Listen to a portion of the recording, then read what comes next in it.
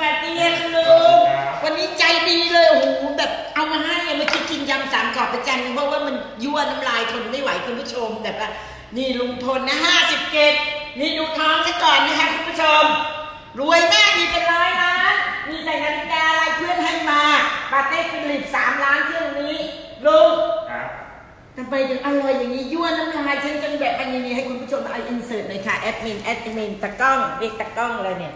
นี่ข้าวผัดของลุงอาจารย์นะครับแล้วก็จะมาซื้อยาหม่องด้วยยำอันนี้เท่าไหร่นะคุณลุง120ครับ120กินได้10 คนแล้วก็ยำปลาปุกปูอร่อยมากเมื่อกี้ยำ3 กลับอยากให้คุณผู้ชมเห็นกันทนยั่วน้ำลายไม่ไหวอยู่ในกระเพาะหมดแล้ว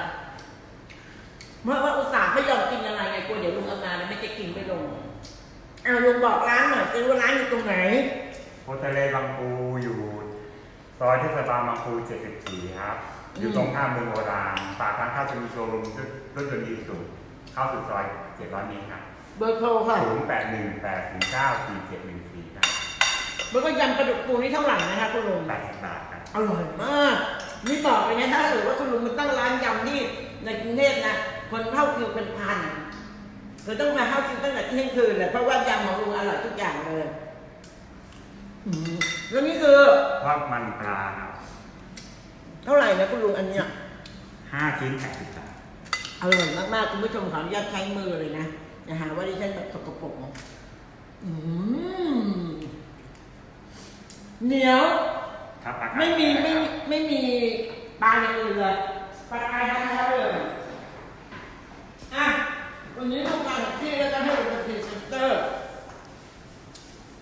ปวดขาไหมเถอะลุงปวดขาไหมคะฝากลุงซื้อ2 ขวดก็ใช้แล้วดีมากเลยฝากซื้อน้ำก็ฝากซื้อเธอพูดไปก่อนเดี๋ยวแม่จะไปเอายาหมองมาใช้ดีค่ะอันนี้วันนั้นลุงหกล้มในบ่อปลาครับล้างบ่อปลาแล้วก็ลื่นหกล้มไปมือซ้นเลยที่ว่าต้องไปโรงพยาบาลแล้วแป๊บเดียวแล้วก็มีป้าคนนึงแกก็ปวดไหล่ตรงนี้ปวดมากแกปวดมานานแบบเรื้อรังแล้วก็ลุงก็ลองให้แกใช้แล้วแกใช้พอใช้เสร็จแกดีแล้วตื่นเช้าแล้วฝากลุงซื้อลุงก็เลยมาซื้อจะฝากซื้อ2 ขวดใช้ดีใช้ดีมากทาหน้าอ่อนไว้เมื่อก่อนบอกว่าจะไปทำตัวต่อตอนนี้ไม่ต้องทำแล้วเดี๋ยวโชว์คุณผู้ชมเลยเนี่ยเอาคุณลุงวางตรงนี้เนี่ยเดี๋ยวคุณแม่ไปหยิบเนี่ยวางทั้งหมด10 กระปุกให้พี่เขาจะได้อินเสิร์ตตากล้องมันจะได้อินเสิร์ต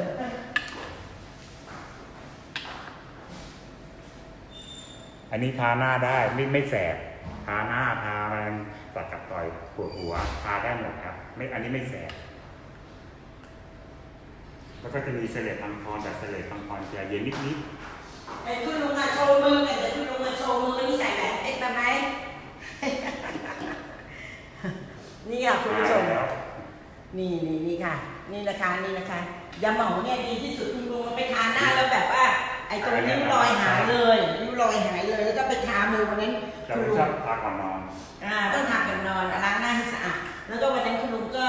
มือเนี่ยแบบเป็นคุยๆเนาะแล้วก็เลยแบบเอาไปทาแล้วก็โชว์แหวนเพชรวงใหญ่เลยมีคนมามั่นแล้วเหรอ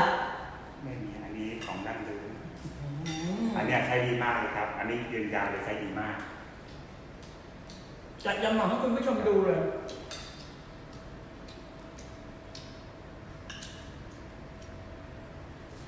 จัดเอามาให้เขาดูเนื้อดูตาแหวนมันก็สวยเลยเห็นลุงเป็นอย่างนี้รวยนะคะเงินเป็น100 ล้านนะคะคุณผู้ชมหอมมากชื่นใจอร่อยมากวันนี้ลุงพลสั่งให้เกียรติมาที่ร้านเลยลุงพล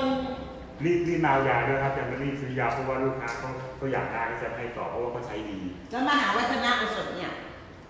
อันนี้ผมยังไม่ได้ลองเลยน่าลองอร่อยเนี้ยอร่อยมากเลยไม่ได้อื่นเนี่ยลุงลองไปแล้วอันนี้ยังไม่เคยลองอันนี้ยังไม่ลองสุดสายยากก็ยังไม่เคยลองครับอันนี้มาใหม่ใช่ไหมครับมหาวัฒนะโอสถเป็นกวักอ้วนเดี๋ยวจะให้ตากล้องเพราะว่าเดี๋ยวผัวจะมาละเดือนหน้านางจะได้เซ็กซี่ผัวจะได้หลงมาหานางบ่อยแต่นี่ลุงก็คงจะไม่กินเพราะลุงของแล้ว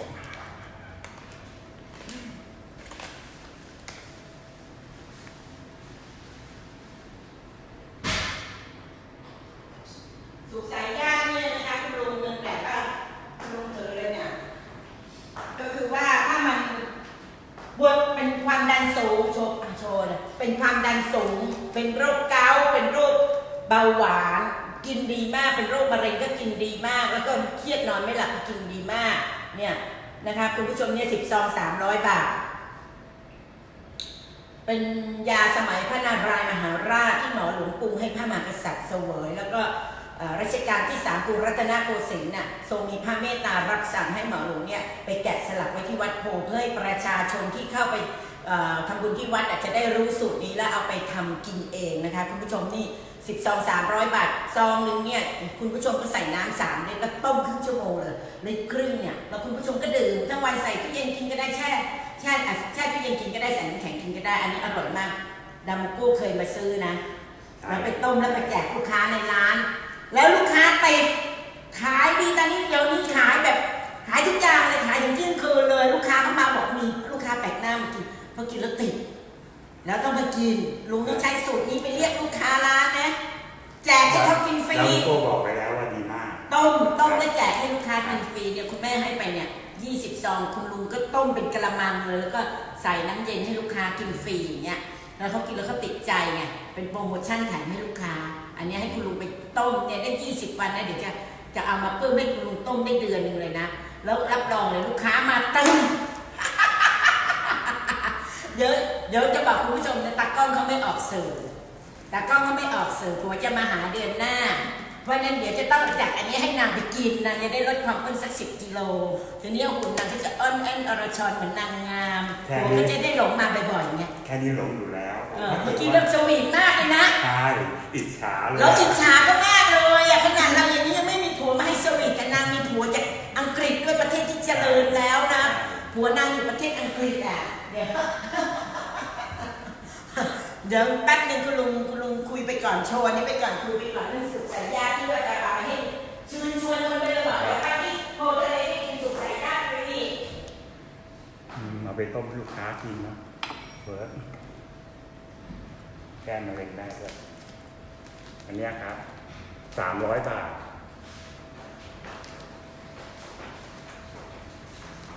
แล้วก็ตอนนี้ร้านไดก็เป็นที่โพนะคะคุณผู้ชมมีหน้าเด็กก็คือเชอรี่จากอเมริกานะคะนี่เชอรี่นี่เดี๋ยวลุงเขาหน้าเด็กแล้วก็ใช้ยาหมองเอาลุงเอาไปกินจะได้หน้าเด็กกว่าจะได้มีผู้ชายมาให้กิน ร้านนี้ก็คือแคนเบอรี่มาจากอเมริกานี่คือร้านไรท์24 hour นะคะคุณผู้ชมก็สามารถมาช้อปปิ้งได้เลยอยู่ทางเดินระหว่างใบหยก1ไปใบหยก2นะคะบ้านเลขที่120/112นะคะเยื้องตรงข้ามกับกสิกรไทยย่อยใบหยกเปิดเที่ยงวันถึงทุ่ม 1นะคะคุณผู้ชมก็มาก็จะมีผลไม้อบแห้งแบบเนี้ยกินแล้วจะหน้าเด็กนะและอันนี้ดีต่อผิวด้วยนะคะแคนเบอรี่ดีต่อผิวเสริมระบบภูมิคุ้มกันป้องกันกระเพาะปัสสาวะอักเสบอันนี้กินแล้วหน้าเด็กชะลอความแก่นะคะแต่อันนี้ลดความอ้วนมหาวัฒนะโอสถนะคะกิน7 วันลดความอ้วน10 กิโลขนาดคุณแม่กินขนาดเนี้ยคุณแม่ยังลดไปตั้ง16 กิโลจาก80เหลือ64นะคะถ้าใช้คู่กันจะดีมากใช่เนี่ยดูสินี่ลุงพลอายุ57แล้วนะแต่ว่าดูลุงพลแต่งตัวสิวันนั้นไปศาลกับแม่นะแต่งซะหล่อจนแม่จำไม่ได้รองเท้าคู่นั้นใครซื้อให้ลุงบอกไปเลยใส่รองเท้าซะสวยหวานแบวเลยแม่ก็บอกว่าทำไมลุงทำไม57แล้วแต่งตัวอย่างกับวัยรุ่น20เลยวะขนาดมาศาลนี่ยังแต่งซะหล่อเลยคุณผู้ชมคุณแม่เห็นตะลึงเลยนี่ก็ไม่ได้เป็นกระเทยนะจับทำผัวแล้วเนี่ยเสียดายนางเป็นกระเทยเอาล่ะไปที่ร้านโพทะเลบางปูนี่ตะก้อนอินเสิร์ตหน่อยข้าวผัดปูเนี่ยอร่อยชิบหายอร่อยที่สุดในโลกนี่120กินได้10 คนแล้วก็ตะก้อนก็เห็นบอกว่ามาตักติ้งเดือนได้ใช่วันที่18อย่าง18รอผัวมาครับ18แล้วก็อีกเดือนในวันที่3-4เนี่ยอร่อยลุงอร่อยมากเลยทำไมเมื่อกี้แบบไม่รอล่ะหิวว่ะมันยั่วน้ำลายมากมาถึงกลิ่นมันอ่ะผมเวลาอาจารย์กินแล้วก็หิวตามเลยอ่ะ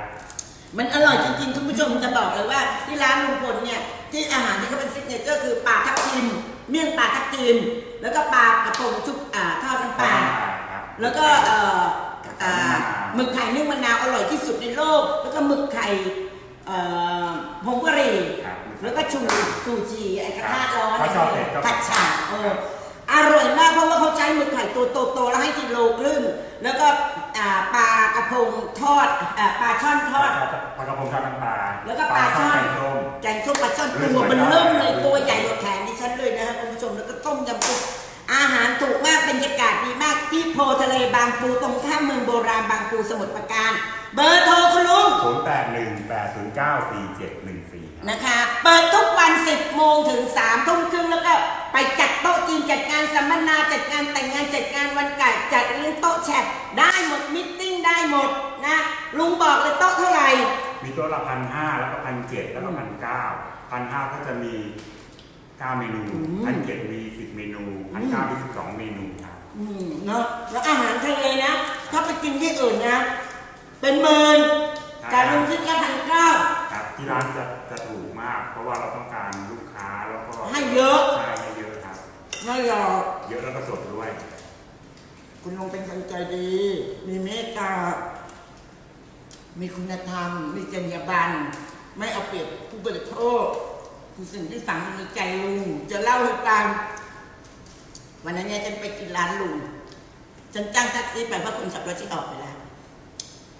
ฉันก็บอกลุงเดี๋ยวเอาอาหารตามสั่งให้แท็กซี่จานลุงไปถามมันแบบเอากลับบ้านเอาข้าวผัดกับเอาต้มยำลุงก็จัดให้มันชุดใจเลยอันนั้นมูลค่าเกือบ400 บาทนะให้แท็กซี่แล้วไปให้มันทำไม